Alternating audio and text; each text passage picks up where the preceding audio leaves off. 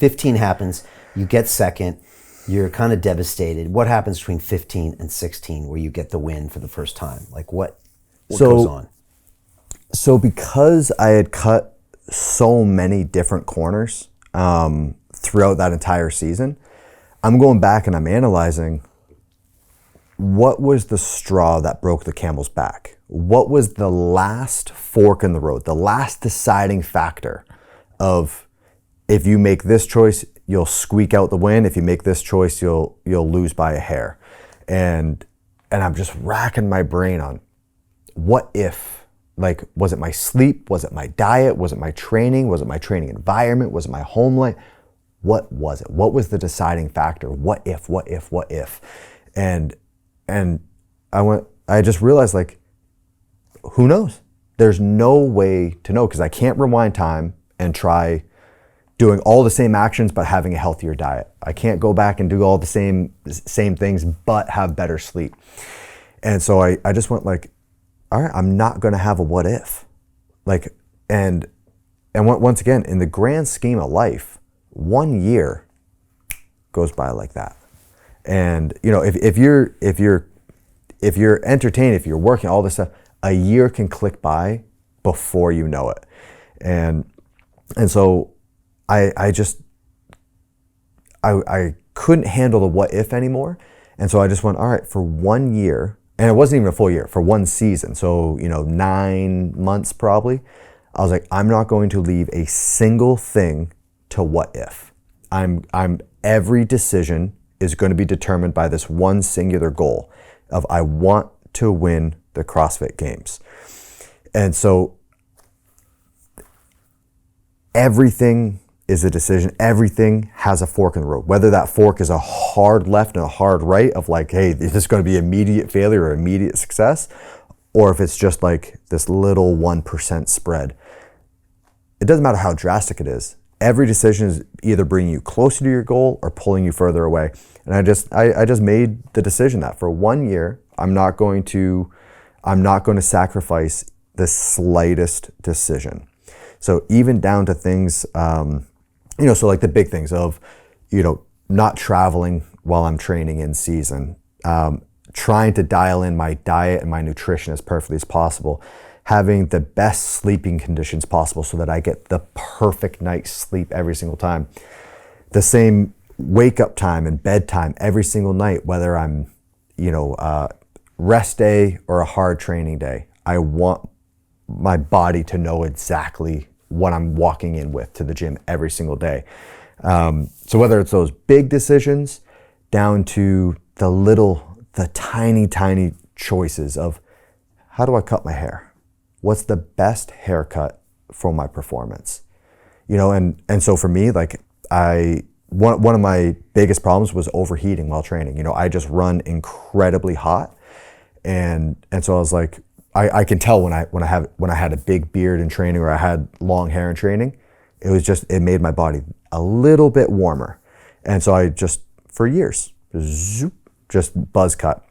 And then also, I didn't have to schedule appointments to go get a haircut. I didn't have to spend money. I didn't have to take time out of my day to go get a haircut. I didn't have to worry about doing my hair in the morning. My outfits. When I found a pair of pants that I liked to train in, I bought 10. And my sock drawer was, I think I had 80 pairs of black tube socks, all identical.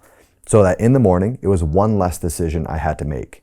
I just went 5 drawers and I would just grab one item out of every drawer, boom. And I know this outfit is going to suit what I have to do during the day, and I don't have to waste any time or energy or be concerned about fashion, nothing. So whether it's these big decisions of like, hey, am I going to get 4 hours of sleep or 10 hours of sleep, down to, nope, once every 2 weeks, I take a number 1 clipper, full head, beard, boom, done.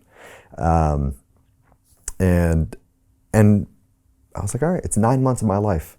Even if I do all of this and I pull out like a 10th place finish, I'm going to know I earned that 10th place finish. And I hope that if I do all of these things, I'll be proud of myself no matter what the results are.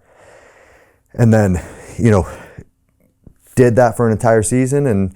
And thankfully, you know, the people in my life were very supportive. They knew what my goals were. So there wasn't much pressure from friends or family to, you know, come on, man, it's Friday night, take the night off, let's go. Were you harder to be around those 9 months? Or maybe you felt better about yourself? No, I mean, my best friend at the time was my training partner. And Sammy worked in the CrossFit space. She worked for Reebok. And so she knew what the top level competitors do on a day-to-day basis. And so, you know, the most understanding girlfriend there ever was, you know, like months before the competition, or, you know, a couple months before the competition. So she lived in Rhode Island at the time, and I lived in Vermont. And every other weekend, one of us would do the drive. And so we're seeing each other every other weekend, but we only have to do the drive once a month. And I remember saying probably 2 months before a competition, like, sorry, I can't come to you anymore until the competition is over, because it's 4 hours sitting in a car, and then I'm sleeping on a mattress that isn't mine. I'm sleeping in a room that isn't at my ideal temperature. I'm not training in my gym. All these little things that would it made a difference? Who knows? But I wasn't willing to take that chance. And I did that for 9 months, and then so that going into the 2016 season, it was my first CrossFit Games win, and then I broke the record for the largest margin of victory. You know, I won by more points than anyone had ever won by before. And I just went, oh, all right. You know, I did this, made these decisions for 9 months, and then I got these results, and I was like, I like how that felt. Let's do it again. And then going more extreme every single time of how can I refine this even more and more and more, and, you know, just kind of using as many resources as I can to become as knowledgeable as I could of, you know, I need to get better at deadlifting. All right, let's look up who owns deadlift world records and just start DMing them. And the worst thing that happens is they open it, they read it, you see that they saw it, and then you get no response. You know, that's the worst that can happen. It stings for like 2 minutes, and you're like, oh, on to the next one. Wow. So you just dialed it in right after that. Yeah, and you know, once you have more wins, now you have more resources, and, you know, it just kind of compounds over and over, and to the point that, you know, you build out a home gym that you're like, I don't even have to leave my house anymore. I was spoiled with Sammy. You know, Sammy, you know, quit her job and we moved in together, and then she found a passion for cooking and nutrition, and now she's famous for so, you know, she's a CrossFit cook. Yeah, so, you know, she runs an Instagram page called Feeding the Frasers, and I think she's edging up towards 500,000 followers on it. She wrote a cookbook, but you know, she's at home all day, every day, just cooking. And so it's, for me, it's like, it felt like a cheat code. I'd be driving home from the gym, and, you know, it's a 10-minute door to door, and I would just text like, on my way home. And I would walk in the door, and there's a plate of food. And where most athletes are either having to have, you know, the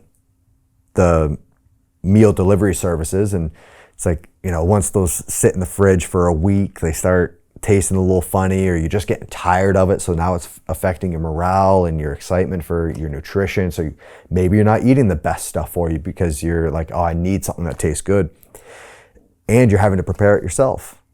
And so it's like, you know, you're taking the 20-30 minutes to prepare your meal, so now you're not eating it as close to training as possible. So, you know, I had these things in my life that as I got more success in the space, I had more resources, and it was just this vicious wheel of having my life set up absolutely in the ideal scenario for what I was doing for a career. And it was just, I woke up and competed. You know, I trained and competed, and that was it. Matt O'Keefe, now my business partner, was my manager and agent from way early on. He handled everything on the business side. Sammy handled everything on the home life side. So I had just about zero responsibilities other than training and competing. And so, you know, it never lost its value on me. I always realized, every morning I woke up and just went, all right, this is awesome. You know, I set my life up in this way, so don't waste it. Hey, do you want to profit from crypto? Then join my DeFi Academy. The Crypto DeFi Academy will help you create generational wealth. But don't take my word for it. Listen to my students. When I first got into crypto, I remember thinking to myself, I need to learn more. Brian Rose, learning crypto, learning DeFi, gotta do it. I am so grateful that I jumped in and did this. I had to break through some limiting beliefs that I can do this, that I can afford this, that I can be in this. It challenges the things that are deeply rooted within us. Joining DeFi Academy has been one of the best decisions I have made on my blockchain journey. This course was a life changer, a game changer, a huge eye-opener, coming from knowing practically nothing at the speed of the learning over 4 weeks was just fantastic. The information you provided in this class was invaluable. I feel far more confident in my next steps.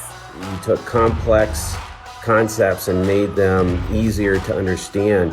What's different than so many other ones is it just doesn't tell you what to do. It actually makes you do it. This is for people who are serious about becoming traders. This is the way it should be done. I realized from this learning experience again that it is not about what you learn, but about who you learn it from.